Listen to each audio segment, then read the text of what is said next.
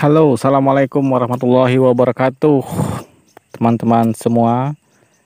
Pada podcast kali ini, kita akan berbicara tentang bulu tangkis, tentang bagaimana peluang pemain kebanggaan kita bersama, yaitu pasangan Kevin Marcus The Minion, Kevin Sanjaya Sukamulyo, dan Marcus Fernaldi Gideon.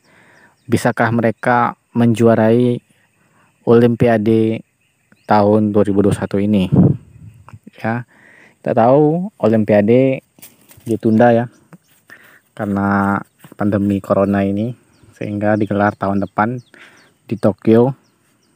Dan Indonesia menurunkan wakil-wakil terbaiknya di sektor bulu tangkis ya. Di sektor bulu tangkis, harapan terbesar andalannya adalah pemain nomor 1 dunia saat ini, Kevin Marcus The Minions ya. Mereka sangat diharapkan untuk meraih emas Olimpiade ya. Kita akan ngomongin bagaimana peluang mereka ya. Secara tradisi ya, Indonesia punya tradisi emas ya, tradisi emas. Hampir di setiap Olimpiade Indonesia selalu meraih emas, kecuali ini ya, di 2012 di Olimpiade London Indonesia gagal menyumbang emas. Namun setelah itu di 2016 di Rio, Indonesia berhasil meraih emas melalui ganda campuran ya, dari Owi Butet ya. Kita tahu itu semua. Oke, kembali ke Kevin Marcus ya. Memang secara tradisi Indonesia ada, namun itu belum jaminan ya. Apalah arti sebuah rekor, apalah arti sebuah sejarah ya. Yang kita menjadi acuan adalah masa kini, permainan hari ini. Kita tahu banyak sekali tim-tim yang dulu atau pemain-pemain yang dulu hebat sekarang tinggal apa ya, tinggal sisanya saja ya, hilang semua kehebatannya dan sekarang menjadi tim yang mediocre atau bawah ya. Oke, kita melihat dari Kevin Marcus, peluang mereka justru sangat besar sekali ya, karena di semua pemain ganda putra yang ada sekarang menjadi pesaing-pesaingnya, itu praktis semuanya telah berhasil mereka kalahkan ya, yang top-top itu ya. 10 besar, 20 besar itu praktis semuanya telah dikalahkan oleh Kevin Marcus ya. Mungkin hanya Yuta Endo saja ya yang sulit sekali akhir-akhir ini dikalahkan ya. 6 kali berturut-turut dia kalah melawan Yuta Endo ya. Namun seperti yang saya bilang sebelumnya, setiap pertandingan itu adalah hal yang berbeda. Dari pertandingan satu ke pertandingan yang lain adalah hal yang berbeda. Apalagi ini adalah tingkat level internasional, level Olimpiade. Justru itu sangat sulit untuk diprediksi ya. Bisa saja kemarin kita kalah, sekarang menang. Bisa saja kemarin kita menang, sekarang kita kalah. Itu sangat bisa saja terjadi ya.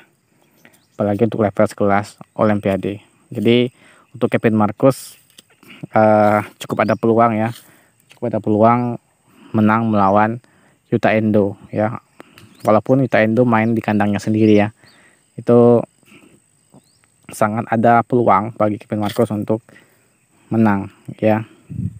Terlihat sekali di All England 2020 awal tahun ini ya, Kevin Marcus permainannya sangat meningkat sekali ya.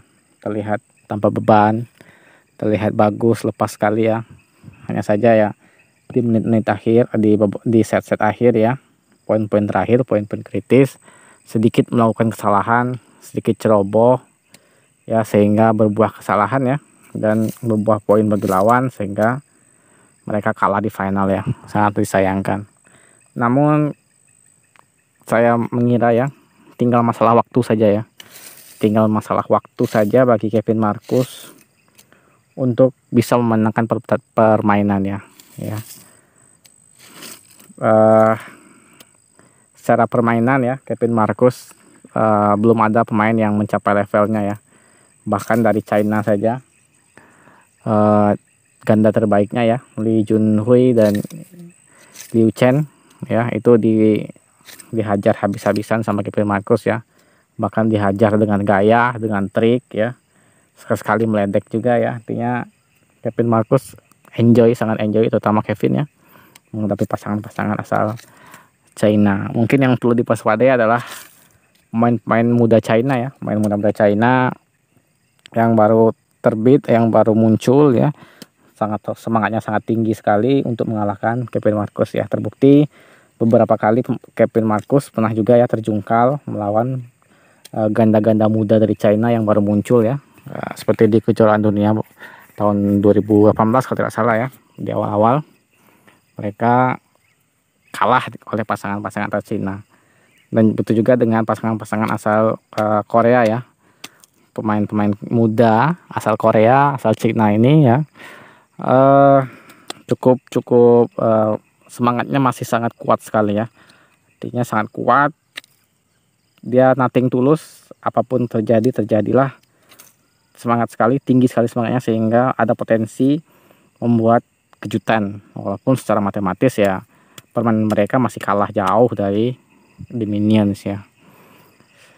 Kita lihat dari Jepang ya, kemudian dari Jepang ya, selain Yuta Endo sudah saya bahas berkali-kali, kalau Kevin Marcus hanya tinggal menunggu waktu saja untuk bisa mengalahkan Yuta Endo ya, hanya tinggal menunggu waktu saja. Tidak seperti di awal-awal pertemuan mereka yang terlihat sekali Kevin Marcus tertekan ya, karena sering kalah ya, karena pertahanan mereka yang sangat rapat sekali ya, dengan Yuta Endo itu rapat sekali, sehingga membuat Kevin Marcus frustasi. Namun akhir-akhir ini ya permainan mereka sudah meningkat, sudah bisa membobol pertahanan atau mematahkan pertahanan dari Yuta Endo ya. Apalagi di saat ini ya, pasangan Yuta Watanabe itu Hiroyuki Endo itu sudah cukup tua ya, mungkin seumuran dengan Ahsan ya, sehingga speednya juga sudah menurun speednya ya, dan powernya juga sudah menurun, sehingga membuat pertahanan mereka itu sedikit rapuh, sehingga mudah dijebol ya. Mungkin yang tinggal mengandalkan Yuta Watanabe ya, namun satu orang saja tidak cukup ya, pertahanan harus dua orang. Kalau Hiroyuki Endo terus menurun karena termakan oleh usia, maka sangat mungkin mereka dikalahkan oleh Kevin Marcus ya. Dan ingat, Yuta Endo musuh mereka tidak hanya Kevin Marcus ya. Walaupun mereka berhasil mengalahkan Kevin Marcus, tapi masih banyak lagi pemain-pemain yang bisa mengalahkan mereka ya. Terbukti Hendra Ahsan ya berkali-kali bisa mengalahkan mereka ya, dan juga pemain yang lain juga berkali-kali bisa berhasil mengalahkan Yuta Endo ya. Bukan berarti telah mengalahkan Minion bisa mengalahkan pasangan ganda putra dunia yang lain. Tidak ya, sangat, itu salah besar ya. Sehingga Yuta Endo pun peluangnya juga tidak banyak, maksud saya sangat sedikit ya, artinya tidak besar peluang Yuta Endo untuk menjuarai Olimpiade tahun 2021 ini ya. Itu dari Jepang ya. Kemudian Jepang ada juga pasangan Kamura Sonoda ya. Kamura Sonoda ya, ini juga sudah termakan usia ya, dan juga permainan mereka cukup terbaca oleh Kevin Marcus ya, sehingga sangat mudah dikalahkan ya. Memang dari sisi permainan ya, sebenarnya ya Kamura Sonoda ini sedikit atraktif ya, sedikit lebih menyerang dibandingkan Yuta Endo ya. Saya lebih senang menonton Kamura Sonoda ya dibandingkan dengan Hiroyuki Endo dan Yuta Watanabe ya, karena Kamura Sonoda ini lebih menyerang, lebih atraktif mainnya ya, dan pertahanan juga bagus. Namun ini ya, penyerangan mereka itu belum maksimal ya, dan pertahanan juga tidak terlalu solid banget ya. Jadi untuk mengalahkan mereka ya bukan hal yang mustahil lah, cukup mudah ya. Terbukti rekor pertemuan dengan Minions ya, kalau banyakkan menang minions ya. Artinya minion banyak menang daripada Kamura Sonoda. Kemudian pasangan-pasangan yang lain, pasangan-pasangan Jepang yang lain juga saya rasa belum ada yang menonjol ya, walaupun rankingnya sudah masuk ranking atas, namun ya untuk menyamai level minion ya belum sampai ya, masih belum selevel dengan minions ya level permainannya. Kemudian dari China ya, kita tahu pasangan Liu Chen dan Lee Junhui ya seakan-akan frustasi melawan minions ya, namun tidak apa ya, tidak boleh meremehkan mereka ya, karena mereka adalah pasangan nomor 3 dunia saat ini ya, tidak boleh diremehkan. Ada juga Zhang Nan ya, Zhang Nan juga bersama pasangan barunya ya, itu cukup apa namanya, sudah terlalu senior ya, sudah kehilangan kejayaannya ya, namun tidak boleh juga diremehkan ya. Saya dari China tidak ada hambatan berarti ya. Kemudian dari Malaysia juga ya tidak usah diperhitungkan ya. Menurut saya ya bukan ancaman serius ya. Mungkin Aronsia dan Aronsia dan partnernya itu masih belum bisa mengalahkan minions ya. Bukan termasuk saingan ya. Kemudian dari Denmark juga pasangan senior ya, Mathias Bo dan Christensen ya, itu ya baru saja pensiun ya.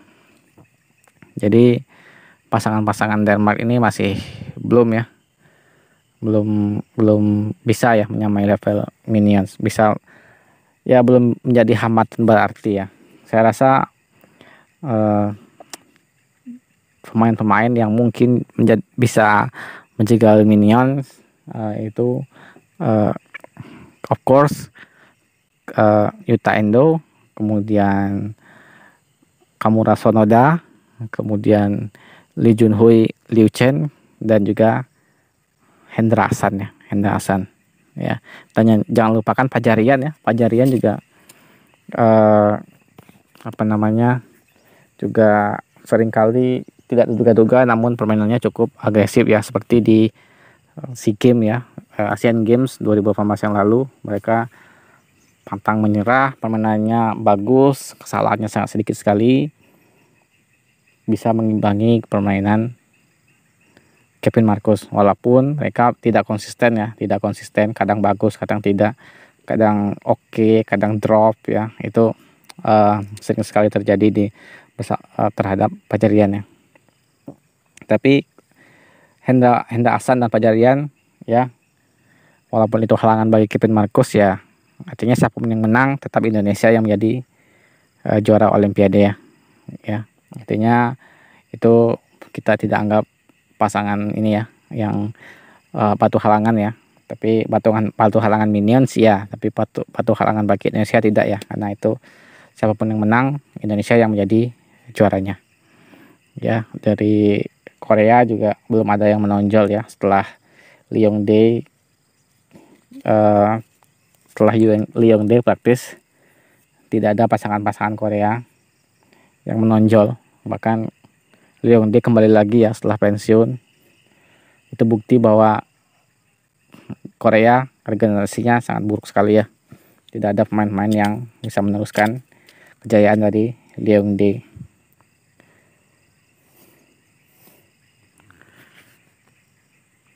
Oke, teman-teman, tadi ya kita telah ngomongin tentang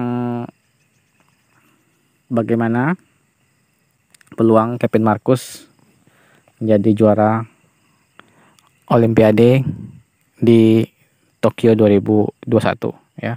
Terima kasih. Assalamualaikum warahmatullahi wabarakatuh.